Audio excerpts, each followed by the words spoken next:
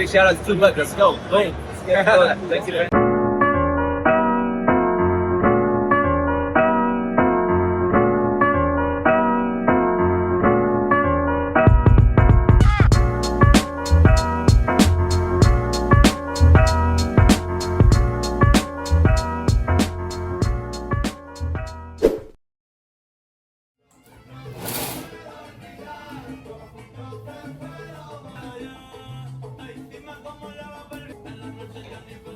Nueva York, ¿qué está pasando, corillo? Estamos en la ciudad, papi. Estamos aquí en la ciudad que no duerme, papi. Concrete jungle where dreams are made of. ¿Qué hacemos por Nueva York? ¿Qué hacemos por Nueva York? Se preguntaron. Pues mira, estamos aquí porque vamos a ser parte de lo que es el BILD EXPO 2025 presentado por B&H, que es, papi, la mejor tienda de creadores de contenido en el mundo. Así que van a estar llevando a cabo lo que es como una convención, y en esa convención van a estar siendo parte los mejores creadores de contenido del planeta Tierra. Así que, papi, estoy demasiado de muy culeco, demasiado de muy ansioso. Yo voy a grabar nada más porque yo quiero que ustedes vean lo que yo voy a vivir hoy. Ya no me escuché como prospe. Hay que vivir, no se te olvide. ¿Quiénes son los panas que van a hablar ahí? Son los panas que nos van a decir cuál es el meneo de verdad y que en verdad estamos haciendo mal. Pero sobre todo primero aprender. Vamos a ver qué es lo que... No te quemes, marico, lleva un par de quemadas. Lleva 2 quemas en lo que va de viaje y llegamos ayer.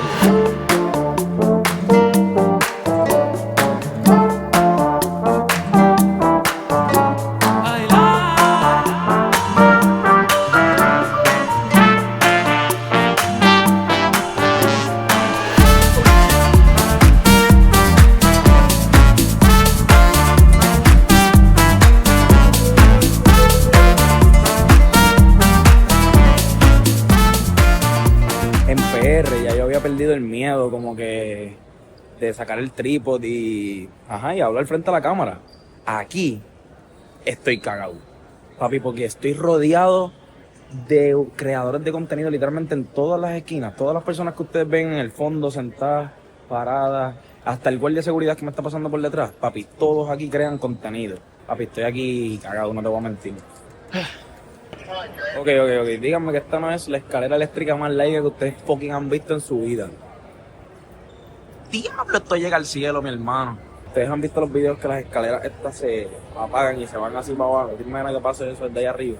En verdad estoy bien feliz de que estoy aquí, no te voy a mentir, porque en verdad siento que estoy haciendo algo súper positivo por mi knowledge de creación de contenido. Y mi consejo para los creadores de contenido que son nuevos, papi, busquen en YouTube, busquen lo que no sabes hacer, busca, pero literalmente, ¿cómo puedo hacer tal cosa? Siempre busca cómo mejorar tus skills, todos los días añádele un granito de arena, que vas a ver que, oye, yo te digo, yo no he cogido ningún curso de creación de contenido, de editaje. Todos los intros, todas las cosas que tú ves de Truboque, papi, eso lo monto yo ahí, ¿me entiendes? De la mente, como que poco a poco, obviamente, fui adquiriendo más cositas, Gaby me ayuda con unas cosas. Tengo un pana, Juan Navarro, que tiene una mente súper brillante que me ha obligado literalmente a aprender a hacer efectos. O sea, si ven el video de Luquillo, si ven el video de... no me acuerdo, pero hay un par de videos que me puse a inventar que en verdad ha sido porque me puse a buscar en YouTube y me puse a buscar cómo ser un mejor creador de contenido, y por eso estoy aquí. Por eso estoy en el BILD EXPO. Algo que no era obligado que tenía que estar aquí, pero estoy buscando cómo seguir mejorando mis skills de creación de contenido, de networking y cómo apretar, en verdad, cómo apretar en general en la vuelta del content creation. Así que Ladies and gentlemen, please welcome to the stage your MC for the day, Gabe Peterman. BILD is certainly back. We've got a packed house in here. We've got an overflow room over there that's also packed. There's being streamed in there. Let's say hello to everyone in the overflow room. Hey everyone, we wish you're here. You're all here. We're all here under one roof. Papi, en verdad se siente una vibra aquí, no te voy a mentir. Papi, estoy rodeado por miles de creadores de contenido, como que nunca había estado en un sitio así. Está bien loco, está todo el mundo, ya tú sabes, con sus camaritas, con la GoPro, con cámaras grandes. Hay unos veteranos, hay unos rookies. Yo me siento bien en la categoría de rookie con el teléfono y el gimbal, pero con el tripod este.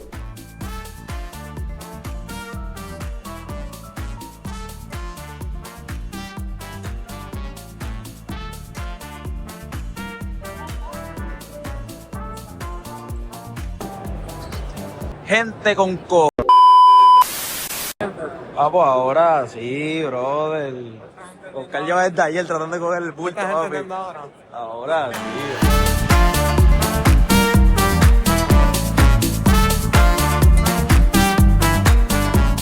No tengo ni idea de lo que es esto, pero sé que es de audio y sé que se ve en la madre. Papi, mírate esas baterías allá abajo. Pues eso que es. Sí. Ya. Es como si fuera el centro de convenciones y en todas las esquinas hay como diferentes booths de las distintas marcas de cámaras, de monitores, de todo lo que tú te puedes... What the damn, mira esto. Estos son los cages para las cámaras. Cuando venga la parte 2 de Culebra me voy a tener que comprar una camarita, un cage de eso. Ya me dieron, papi, aquí la info. Wow.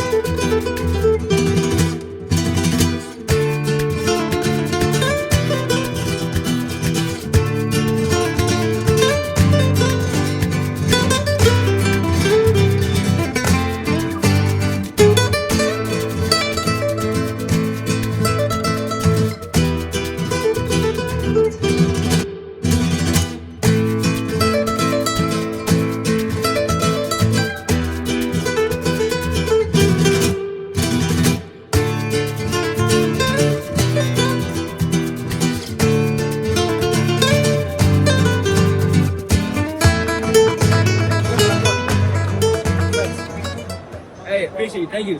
Oh yeah, that's what I thought. You like shooting cars? Oh, okay. Yeah. Oh, you do anything. You do anything, bro. Exactly. Hey, I'm talking to my chief. Yeah, I'll be doing some cool giveaways and stuff too. That's you right there? Yeah, shout out to 2 Buckets. That's the main channel. Shout out to what? 2 Buckets. 2 Buckets. Big shout out to 2 Buckets. Let's go. Boom. Thank you, man. Okay. Corillo, esa es la fila todavía. O sea, nosotros entramos a las 9 de la mañana y todavía merecen la fila. Son las 2 y pico. Esa es la fila que hay ahora mismo para entrar.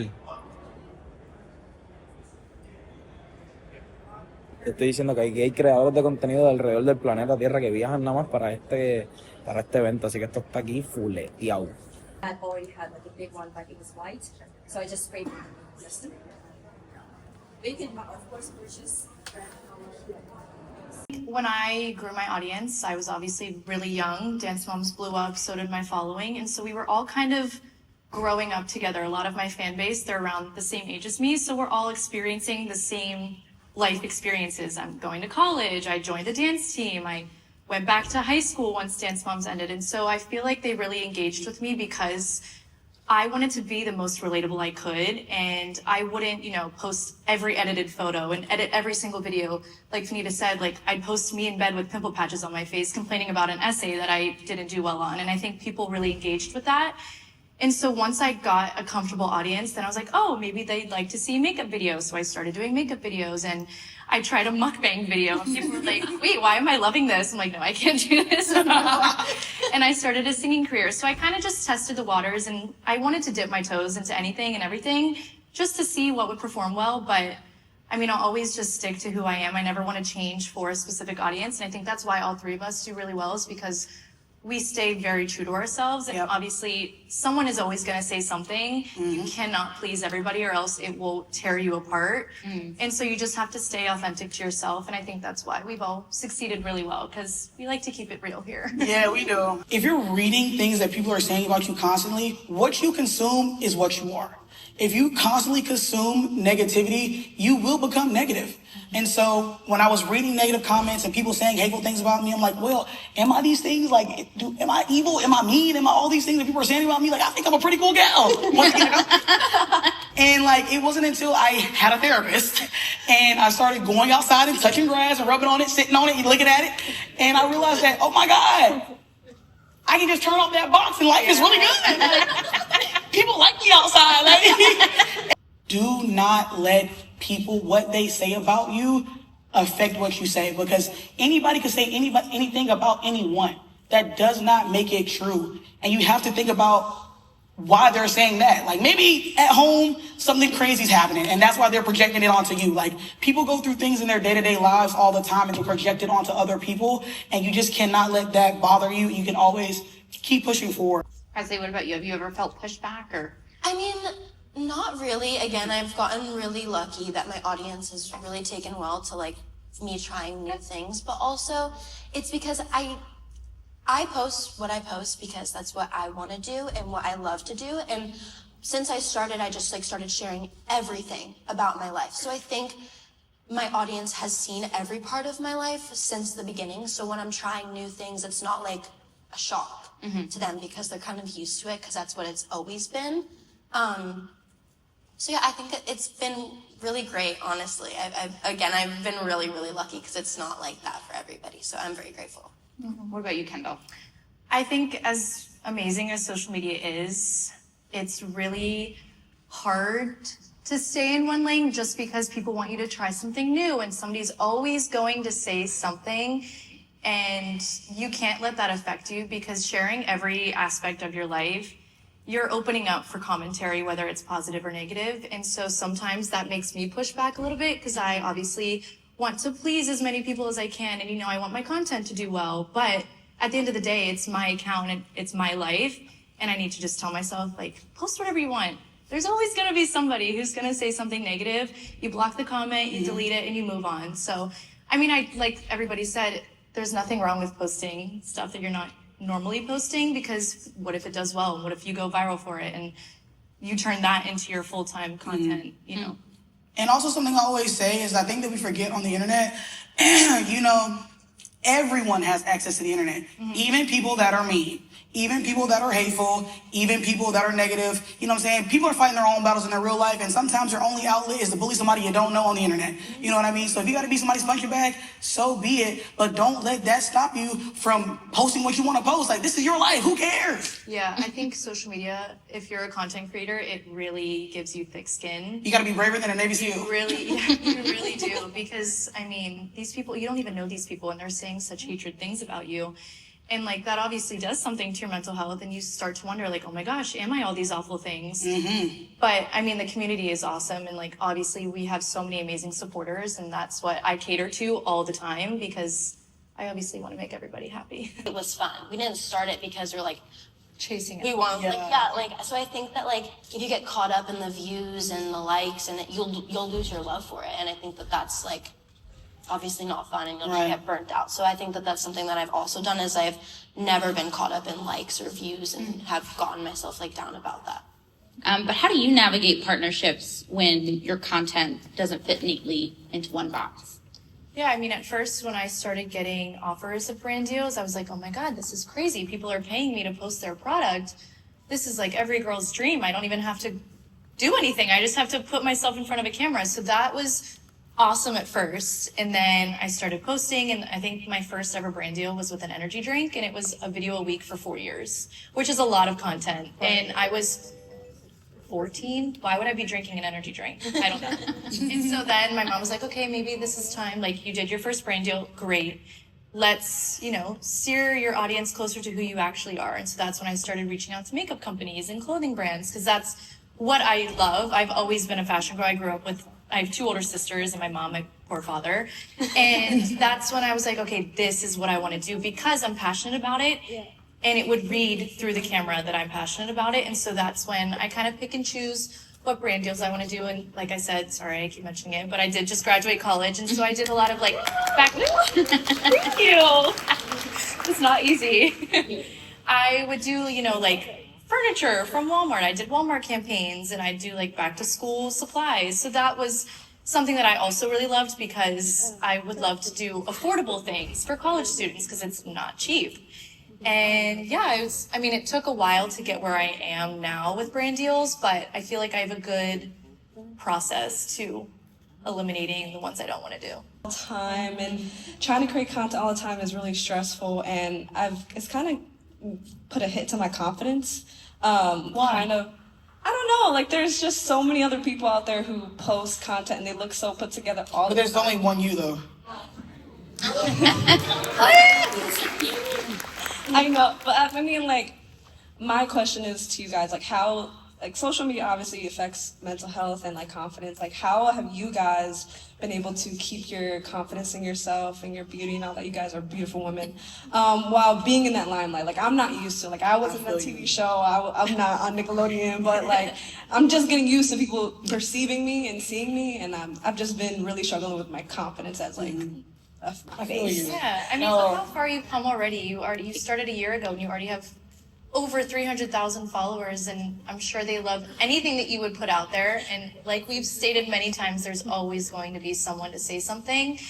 I use my TikTok as like my private story. I am always posting in my bed, fresh out the shower, pimple patches on my face.